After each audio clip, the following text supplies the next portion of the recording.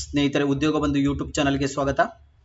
ಕರ್ನಾಟಕ ಪರೀಕ್ಷಾ ಪ್ರಾಧಿಕಾರದಿಂದ ಡಿಪ್ಲೊಮಾ ಅಭ್ಯರ್ಥಿಗಳಿಗೆ ಇಂಜಿನಿಯರಿಂಗ್ ಕಾಲೇಜ್ ಲ್ಯಾಟರಲ್ ಎಂಟ್ರಿ 2ನೇ ವರ್ಷದ 3ನೇ ಸೆಮಿನ ಡಿಪ್ಲೊಮಾ ಸಾಮಾನ್ಯ ಪರೀಕ್ಷೆ 2026 ಪ್ರಾರಂಭವಾಗಿದೆ.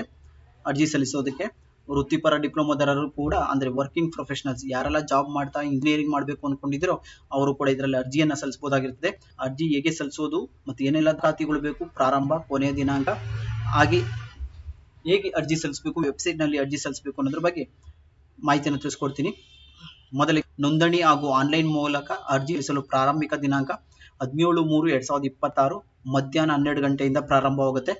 ಆನ್ಲೈನ್ ಮೂಲಕ ಅರ್ಜಿ ಸಲ್ಲಿಸಲು ಕೊನೆಯ ದಿನಾಂಕ 3/4/2026 ರಾತ್ರಿ 11:59ಕ್ಕೆ ಕಂಪ್ಲೀಟ್ ಆಗುತ್ತೆ. ಶುಲ್ಕವನ್ನು ಪಾವತಿ ಮಾಡಲು 4/4/2026 ಸಂಜೆ 6 ಗಂಟೆಗೆ ಮುಕ್ತಾಯವಾಗುತ್ತೆ. ಪ್ರವೇಶ ಪತ್ರವನ್ನು ಪ್ರಾಧಿಕಾರದ ವೆಬ್ಸೈಟ್ನಲ್ಲಿ ಡೌನ್ಲೋಡ್ ಮಾಡಿಕೊಳ್ಳಲು 7/5/2026 ನಂತರ ಮಾಡ್ಕೊಬೇಕಾಗತ್ತೆ, ಅಂದರೆ ಹಾಲ್ ಟಿಕೆಟ್ ಡೌನ್ಲೋಡು.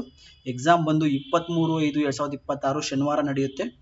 ಬೆಳಗ್ಗೆ 10:00 11:00ವರೆಗೂ ಗಡಿನಾಡಿನ ಕನ್ನಡ ಅಭ್ಯರ್ಥಿಗಳಿಗೆ ಕನ್ನಡ ಭಾಷಾ ಪರೀಕ್ಷೆ ನಡೆಯುತ್ತೆ 50 ಅಂಕಗಳಿಗೆ. ಹಾಗೂ ಇತರೆ ಅಭ್ಯರ್ಥಿಗಳಿಗೆ ಮಧ್ಯಾಹ್ನ 2 ಗಂಟೆಯಿಂದ ಸಂಜೆ 5ರವರೆಗೆ 100 ಅಂಕಗಳಿಗೆ ನಡೆಯುತ್ತೆ. ಸಿಲೆಬಸ್ ಕೂಡ ನೋಟಿಫಿಕೇಶನ್ ಅಲ್ಲಿ ಇದೆ, ಚೆಕ್ ಮಾಡ್ಕೊಬಹುದು. ಈಗ ಡಾಕ್ಯುಮೆಂಟ್ಸ್ಗೆ ಬರುವಂಗಾದ್ರೆ ಶಾಲಾ ವ್ಯಾಸಂಗ ಪ್ರಮಾಣ ಪತ್ರ, ಅಂದರೆ SSLC ಮಾರ್ಕ್ಸ್ ಕಾರ್ಡ್, ಕನ್ನಡ ಮಾಧ್ಯಮ ಓದಿದ ಕನ್ನಡ ಮಾಧ್ಯಮದ ಸರ್ಟಿಫಿಕೇಟ್, ಹಾಗೆ ಸ್ಟಡಿ ಸರ್ಟಿಫಿಕೇಟ್, ಜಾತಿ ಹಾಗೂ ಇನ್ಕಮ್ ಸರ್ಟಿಫಿಕೇಟು, ಹಾಗೆ ಸ್ಟ್ಯಾಟ್ಸ್ ನಂಬರ್ ಎಲ್ಲಿರುತ್ತೆ ಅಂದರೆ 10th ಮಾರ್ಕ್ಸ್ ಕಾರ್ಡಲ್ಲಿ ಫೋಟೋ ಕೆಳಗಡೆ ಇರುತ್ತೆ, ಇಲ್ಲಾಂದರೆ 10th ಹಾಲ್ ಟಿಕೆಟ್ ಅಲ್ಲಿ ಇರುತ್ತೆ. ಹಾಗೆ ಇನ್ನು ಏನೇನು ಬೇಕು ಅನ್ನೋದಾದ್ರೆ ಮಾರ್ಕ್ಸ್ ಬೇಕಾಗುತ್ತೆ. ಡಿಪ್ಲೊಮಾನ ಪೂರ್ತಿ ಮಾರ್ಕ್ಸ್ ಕಾರ್ಡ್, ಹೆಂಗಿದೆ ಫಸ್ಟ್ ಸೆಮ್ ಸೆಕೆಂಡ್ ಸೆಮ್ ಇರುತ್ತಲ್ಲ ಅದರ ಒಟ್ಟು ಅಂಕ, ಎಕ್ಸಾಂಪಲ್ 1200 ಇತ್ತು ಅಂದರೆ ಇಷ್ಟು ತೊಗೊಂಡಿರ್ತೀರಲ್ಲ ಅದರ ಟೋಟಲ್ ಮಾಡ್ಕೊಂಡು ರೆಡಿ ಮಾಡ್ಕೊಳ್ಳಿ. ಫಸ್ಟ್ ಸೆಮ್ ಸೆಕೆಂಡ್ ಸೆಮ್ 2 ಒಟ್ಟಿಗೆ, ಹಾಗೆ ಥರ್ಡ್ ಆರ್ ಫೋರ್ತ್ 2 ಒಟ್ಟಿಗೆ, ಹಾಗೆ 5th ಪಾಸ್ ಆಗಿ ಈಗ 6th ಹೋಗಿರ್ತೀರಾ, ಇನ್ನು ರಿಸಲ್ಟ್ಸ್ ಬಂದಿರಲ್ಲ ಅಂಥವ್ರು ಕೂಡ ಬರೀ 5th ಎಂಟ್ರಿ ಮಾಡಿದ್ರೆ ಸಾಕು.